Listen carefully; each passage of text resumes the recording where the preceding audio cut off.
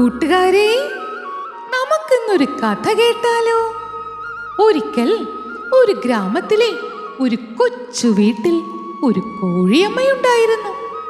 ഒരു ദിവസം കോഴിയമ്മ മുറ്റത്തെ വാഴച്ചൂട്ടിൽ ചെന്ന് കുറെ ഉണങ്ങിയ ഇലകളും ചകിരിയുമൊക്കെ കൊണ്ടുവന്ന് ഒരു കുട്ട പോലുള്ള കിടക്കയുണ്ടാക്കി. അതിൽ കയറിയിരുന്ന് ദിവസവും മുട്ടയിടാൻ തുടങ്ങി. കുറേ മുട്ടകളായപ്പോ കോഴിയമ്മ മുട്ടയ്ക്ക് മുകളിൽ കയറി അടയിരുന്നു. കോഴിയമ്മയുടെ ചൂടുകൊണ്ട് ദിവസങ്ങൾ കഴിഞ്ഞപ്പോ മുട്ടകളൊക്കെ വിരിയാൻ തുടങ്ങി.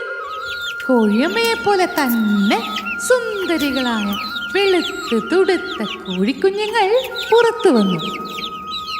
പക്ഷേ അവസാനം വിരിഞ്ഞ മുട്ടയിൽ നിന്ന് പുറത്തു വന്നതോ ക്ഷീണിച്ചതും നല്ല കറുത്തതുമായ ഒരു കോഴിക്കുഞ്ഞായിരുന്നു. അവൾ ചുറ്റിലും നോക്കി. എല്ലായിടത്തും വെളുത്ത കോഴിക്കുഞ്ഞുങ്ങൾ. അവൾ സ്വന്തം ശരീരത്തിലേക്ക് നോക്കി. തൻ്റെ തൂവലുകൾക്ക് മാത്രം കറുപ്പ് നിറം. അവൾക്ക് അതിൽ വിഷമം തോന്നി. അവൾ അവരിൽ നിന്നും മാറി മാറി നടന്നു. അവരുടെ ഒപ്പം കളിക്കാനും കൂടിയില്ല. എപ്പോഴും ഒറ്റയ്ക്ക് നടക്കുന്നത് ഒരു ശീലമാക്കി. അങ്ങനെ ദിവസങ്ങൾ കഴിഞ്ഞു. കോഴിക്കുഞ്ഞുങ്ങളെല്ലാം വലുതായി. മുട്ടയിടാൻ പ്രായവുമായി. എല്ലാവരും മുട്ടയിടാൻ തുടങ്ങി. കറുത്ത കോഴി പതുക്കെ ഒളിച്ചു നിന്ന് നോക്കി.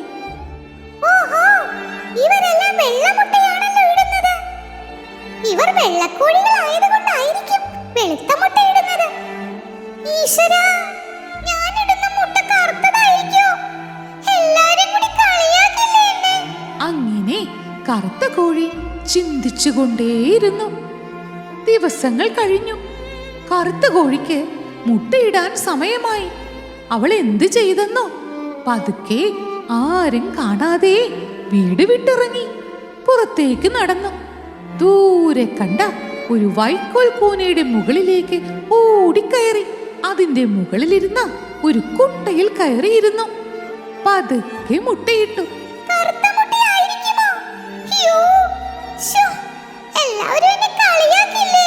അവൾ പതുക്കെ എണീറ്റു.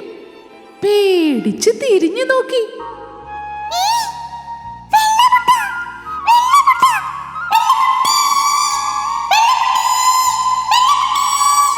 അവൾ സന്തോഷത്തിൽ ഒച്ചയുണ്ടാക്കി, തുള്ളിച്ചാടി.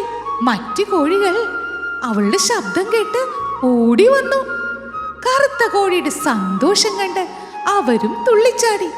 അവർ പറഞ്ഞു, ഞങ്ങൾ ഒട്ടും മാറ്റി നിർത്തിയില്ലല്ലോ കോഴിപ്പെണ്ണെ. നീ സ്വയം മാറി നിന്നതല്ലേ.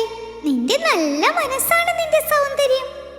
ഇത് കേട്ട് കറുത്ത കോഴിക്ക് സന്തോഷമായി. അങ്ങനെ കോഴികളെല്ലാവരും കൂടി വീണ്ടും സന്തോഷിച്ച് ഒന്നിച്ച് ജീവിക്കാൻ തുടങ്ങി.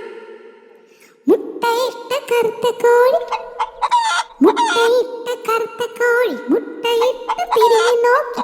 മുട്ടയിട്ട കറുത്ത കോഴി, മുട്ടയിട്ട് തിരിഞ്ഞു നോക്കി. വെള്ളമുട്ടേ, വെള്ളമുട്ടേ,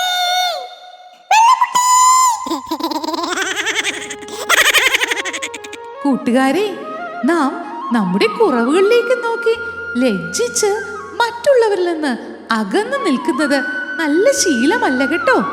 എപ്പോഴും നമ്മുടെ ഗുണങ്ങളും കഴിവുകളും മാത്രം ശ്രദ്ധിച്ചാൽ മതി കേട്ടോ. Hello friends, if you like our videos, please subscribe to our channel.